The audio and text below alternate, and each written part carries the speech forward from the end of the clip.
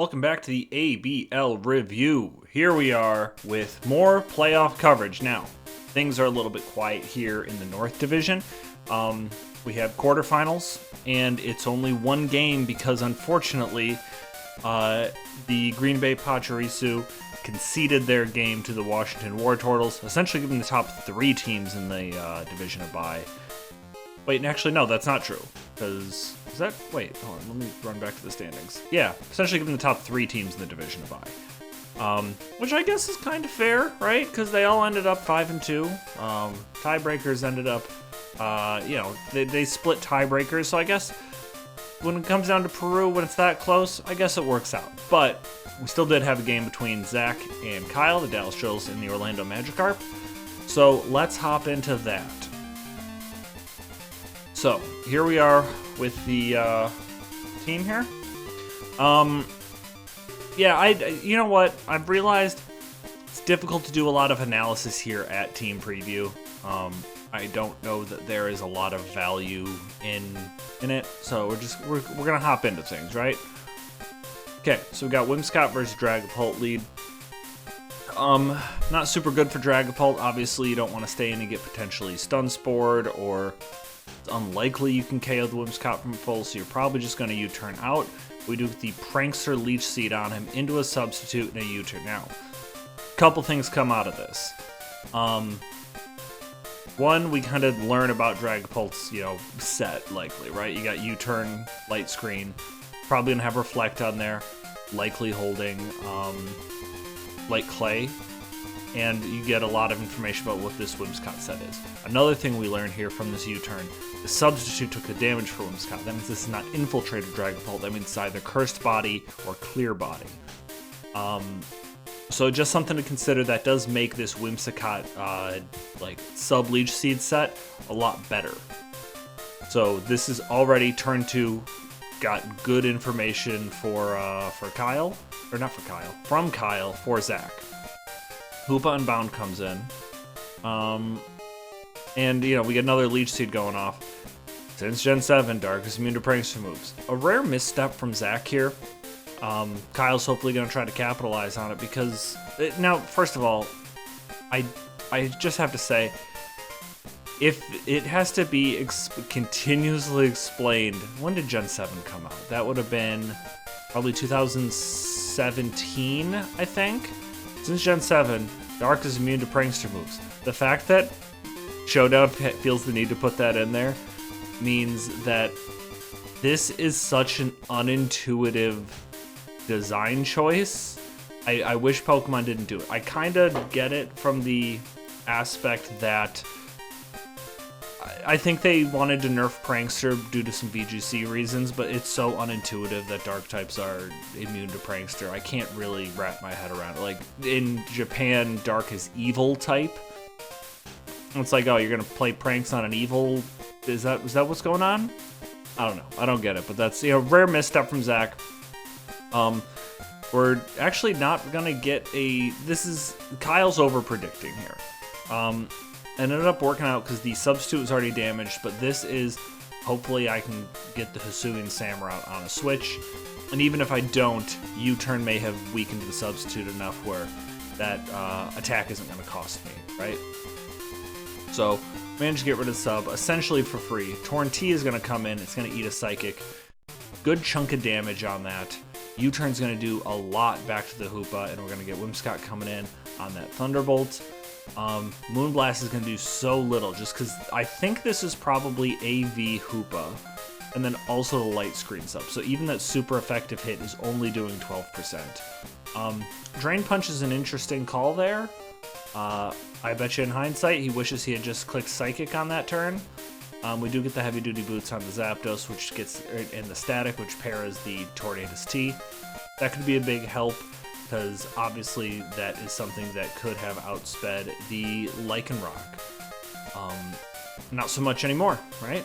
So, it's good news for Kyle. Rotom's going to come in on the Ancient Power. Surprised to see Ancient Power come out here.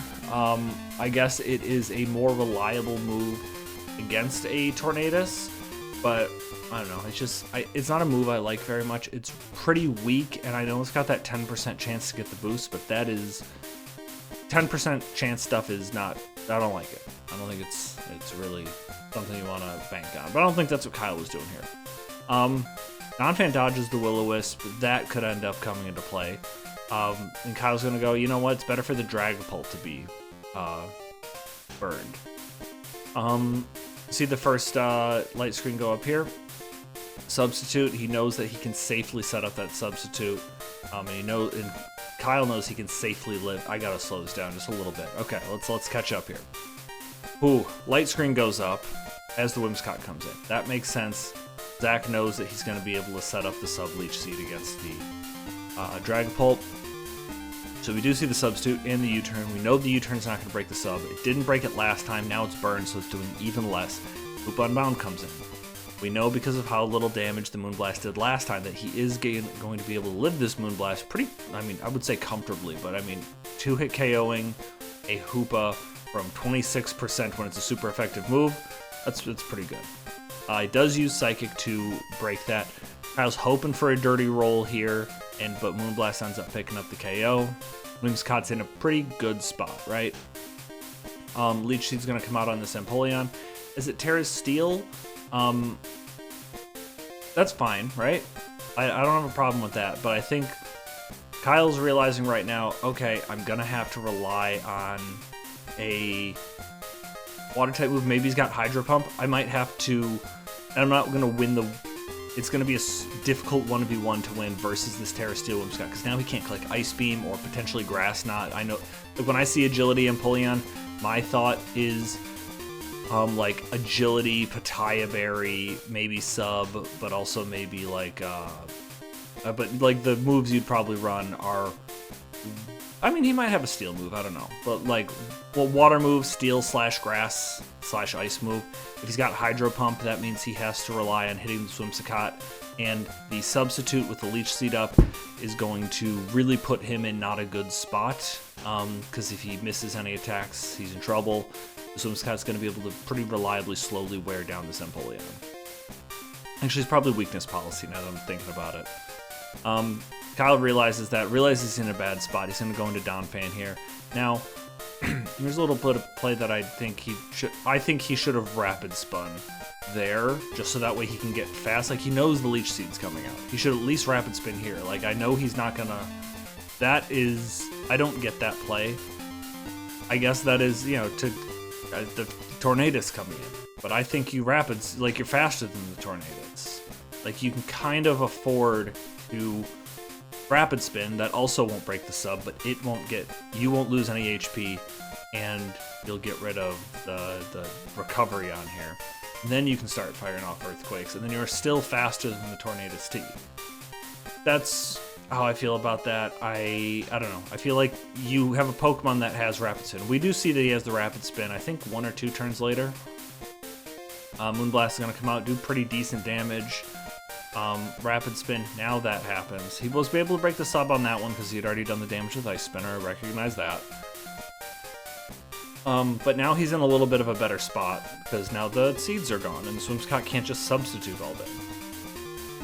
Now he's going to be able to fire off the Earthquake here as the Tornadus comes in. That's what he's afraid of.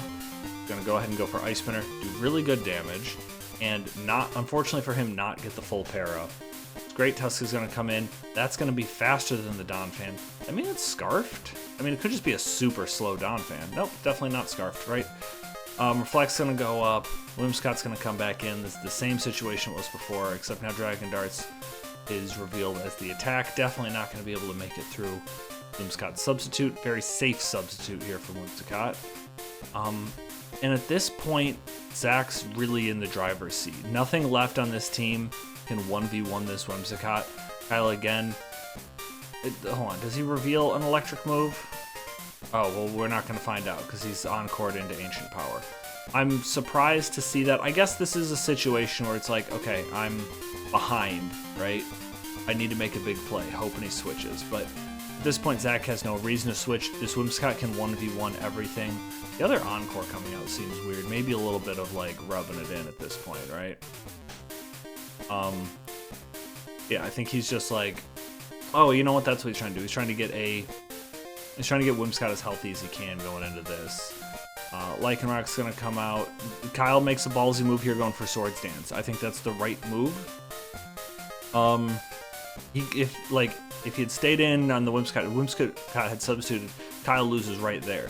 This at least gives Kyle like a chance in this battle. Admittedly, not a great one, but the Psychic Fangs is not going to be able to KO the Great Tusk. Unfortunate for Kyle, because I think if he KOs the Great Tusk there, he might have a chance to come back in this game. If he's like, I mean, I don't know what that damage is, like if it's Expert Belt or what, but he might have a chance to come back in the game. Headlong Rush is going to be able to KO the Lycanroc. And he's going to be able to KO the last two Pokemon too. Zach does decide to preserve the 6-0 and win with Whimsicott. Probably a little bit slower than he could have too, because I think he even substitutes on this turn, or does he move less? He does in fact move less. Good. Yeah. Okay, sorry, I feel like I talked super fast through that. But, things are happening quickly between these two. Like Zach, I know clicks his moves fast. But basically, totally in control of this whole battle, brought the right Whimsicott set. You can see his Whimsicott was the first thing he built. It's the first spot on his team. That means he built around it. He knew this Whimsicott would be able to do really well versus this team. And good on him for catching that. And you had two Pokemon that never even had to hit the field in Hisuian Samurott and Iron Moth. So well done. Basically 4v6 this team and didn't lose a single Pokemon. Just a masterclass by Zach. And that's going to move him on to the next round of the playoffs. So let's take a look at that real quick. Let's pull up the schedule. Yeah, so... Oh, actually, hold on. I have this wrong. Because what we do, we reseed. So it should actually be the other way around. Uh-oh. Move this down here, move this up here. I'll fill that in a second. Nobody saw a thing. There we go. That's how this is supposed to be. This is a 3 seed. You gotta go 3 seed versus 2 seed. I don't know why I did that. But these are the matchups, which of course gives everyone the opportunity. We might have another Zach versus Brett match on our hands, which is what everyone was hoping for, I think. So we're looking at that. That's what's going on in the north. We're looking at Drew taking on Zach, and we're looking at Brett taking on Mike. That's all we have to cover in the north right now. Not too much to really speculate on there. So what we're going to do now is we're going to head over to the south, because they're in the final week of their playoffs, or in their regular season leading into the playoffs. We'll take a look at the games and see what implications they can have. Okay, so let's tackle what's going on here. Now, first of all, let's look and see who can't do anything, right? Mitch, well out of playoffs, only the 1 win, and unfortunately, it's not going to be enough to really move the needle. Nothing can move the needle for him. Mitch is out of playoff contention. He's playing Zane, who also has nothing to lose. He's got the 1 seed sewn up. So, this game right here, not particularly important. Sorry, guys. It's just, it doesn't have an impact on what's going on. Papcoon has the week off. Good news for him. He can't lose any ground, right? He can't lose a game and fall backwards, but he does have a tiebreaker over Connor, but what he would need... Oh no, Connor has 1 more win than him. He can't gain a win, can't pass Connor. Papcoon's out of the equation. That leaves Zeng, Keenan, Tyler, Connor, and Jabron competing for these 2 spots. Those 5 teams competing for these 2 spots. Jabron and Connor, they win and they're in. No one can pass them if they win, right? So, Jabron beats Tyler, he's in. Connor beats Keenan, he's in. But let's say those go the other way. If Keenan beats Connor, he'll hold the tiebreaker. He'll go to 4-4. Connor will drop to 4-4. And Keenan would slot in over Connor. But Jabron, even with a loss, would stay in above Connor. And then also in that timeline where Jabron loses, Tyler would get a win. He doesn't have the tiebreaker over Connor. Okay, so over Keenan. That's good for him, right? So that's a point for Keenan. Zeng has a tiebreaker over Keenan. So, if Keenan wants to make playoffs, he needs to win, Tyler needs to win, and Zeng needs to lose. That's what he's rooting for there. That's Keenan's path to the playoffs, okay? It's not the easiest, right? But he can do it. I'm pretty sure he can do it. I think I have that all correct. Tyler's path to the playoffs. He has a, okay, so we're looking at what his relevant tiebreakers are. He's got to win over Connor. So he wants to try to get Connor's spot, because even if he wins, he can't push Jabron out. So he's competing for Connor's spot. So he needs Connor to lose to Keenan, and he needs to beat Jabron. Simple as that, he's in. And you know, that's also good news. Yeah, and that's also good news for Keenan, because Keenan can try to take Jabron's spot potentially. Wait, no? No, never mind. Keenan can't take Jabron's spot because Jabron has the tiebreaker. I should pay attention to that. Jabron's got 4 wins. They're all over 4 of these teams down here. The only person who doesn't have the win over is Zeng. So, Zeng is the only person threatening Jabron's spot here. So, a Jabron win and a Zeng win gets Zeng into playoffs. I think it's as simple as that. Now, what we're going to do is we're going to fuck with this, and we're going to see the worst possible... by worst possible, I mean most chaotic, right? So let's say Keenan gets a win, Zeng gets a win, this game doesn't matter, and Tyler gets a win. Those are our most, those are our most chaotic potential outcomes. Just because we have a whole bunch of ties, right? So, got all these guys at 4 and 4. Let's take a look here. All these guys at 4 and 4, we're bound to have some conflicting tiebreakers, right? So, yeah, we're bound to have conflicting tiebreakers.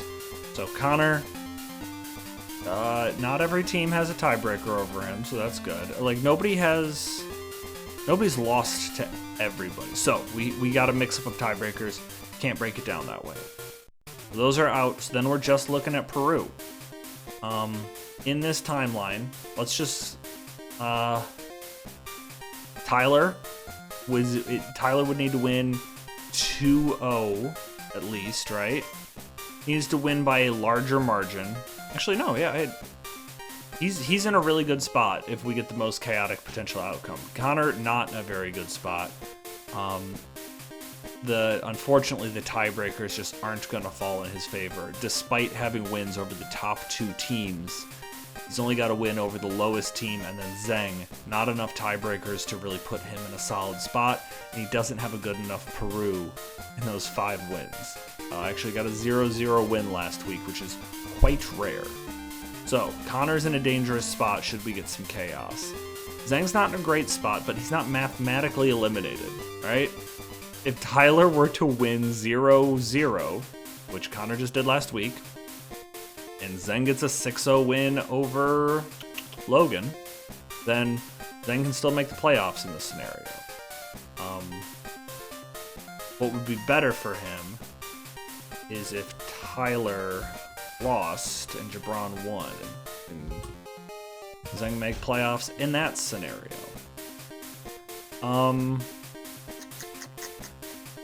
This isn't true, is it? Yeah, so Logan would still have the 2 seed there. So at that point, Keenan's in. We still have a 3-way tie here. Do we have conflicting tiebreakers? We got Minnesota, we got Pittsburgh, we got GRG, so conflicting tiebreakers. We go to this number. Zeng is much more in a position to win, to come out with a win there. But also, in this timeline, Keenan would have won. So this is the scenario that Zeng wants. He wants these outcomes in these games, but he also needs to beat Keenan by, so you need to have one more Peru in your game, Pokemon remaining and win, than Keenan does in his game, if that were to go down. Okay? We just showed Tyler's path to the playoffs. I don't think... I mean, he has to win, right? That's an L. Does he have a simpler path to the playoffs than just everyone ties?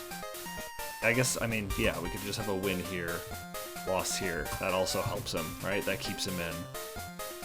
But he doesn't have the tiebreaker over Keenan, so Keenan goes in ahead. Oh, actually, but and we have a Keenan, so we have a Oakland. We don't have a Pittsburgh in here, so that's bad news. Because then they both have Connor here. Yeah, they both have GRG. So, Tyler actually, I think. Well, I guess also if a Connor win. Or a Connor, no, that's a Connor loss. Yeah, Tyler needs maximum chaos to make it into the playoffs. So good luck on that, Tyler. You also need to try to keep some Peru going.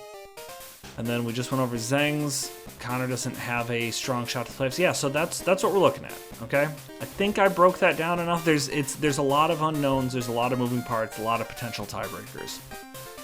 So hopefully I explained enough of your potential playoff path that you know what you need to do this week. We'll break it all down as it happens next week. We'll see how things shook out. Then we'll get ready to hop into the South playoffs. The South playoffs will begin the same week that the North playoffs ends. So have a lot of playoff coverage the next couple of weeks. So yeah, thank you all for listening. I know that was a little rambly at the end there, but we'll see you next week. Goodbye.